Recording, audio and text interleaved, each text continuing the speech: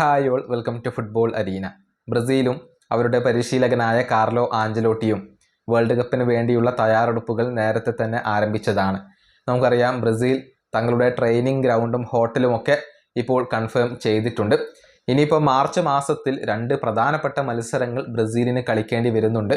France, Croatia എന്നിവരാണ് ബ്രസീലിൻ്റെ എതിരാളികളായിക്കൊണ്ട് വരുന്നത്. ഏതായാലും ഇതുമായി ബന്ധപ്പെട്ട ഒരു അപ്ഡേറ്റ് TNT സ്പോർട്സ് ബ്രസീൽ ഇപ്പോൾ നൽകിയിട്ടുണ്ട്.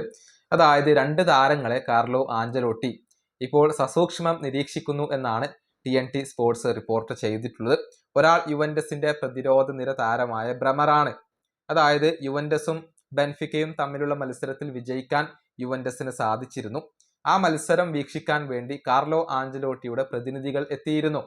ബ്രമറെ വീക്ഷിക്കുക, അദ്ദേഹത്തിന്റെ പ്രകടനം എങ്ങനെയുണ്ട് എന്നുള്ളത് നേരിട്ട് കണ്ട് പരിശോധിക്കുക എന്ന ഒരു ഉദ്ദേശത്തോടു കൂടിയായിരുന്നു കാർലോ ആഞ്ചലോട്ടിയുടെ അടുത്ത ഒരു സംഘം ആ മത്സരം വീക്ഷിക്കാൻ വേണ്ടി എത്തിയിരുന്നത്. കൂടാതെ റോമയും സ്റ്റുട്ട്ഗർട്ടും തമ്മിലുള്ള മത്സരം കൂടി അവർ വീക്ഷിച്ചിട്ടുണ്ട്. അതിൽ പ്രധാനമായും അവർ നിരീക്ഷിച്ചത് റോമയുടെ ബ്രസീലിയൻ റൈറ്റ് ബാക്ക് ആയ വെസ്ലിയാണ്. അദ്ദേഹത്തിന്റെ ഇപ്പോഴത്തെ പ്രകടനം കാർലോ ആഞ്ചലോട്ടി സസൂക്ഷ്മം നിരീക്ഷിക്കുന്നുണ്ട്. ആഞ്ചലോട്ടിയുടെ പ്രതിനിധികൾ ഇപ്പോൾ വെസ്ലിയെ കൂടി നിരീക്ഷിച്ചിട്ടുണ്ട്, നേരിട്ട് അദ്ദേഹത്തിന്റെ പ്രകടനം കണ്ടിട്ടുണ്ട് എന്നാണ് TNT സ്പോർട്സ് ബ്രസീൽ റിപ്പോർട്ട് ചെയ്തിട്ടുള്ളത്. ഇറ്റാലിയൻ മാധ്യമമായ കൊറേറ ഡെല്ലോ സ്പോർട്ട് കൂടി ഇക്കാര്യം റിപ്പോർട്ട് ചെയ്തിട്ടുണ്ട് എന്നുള്ളതാണ്.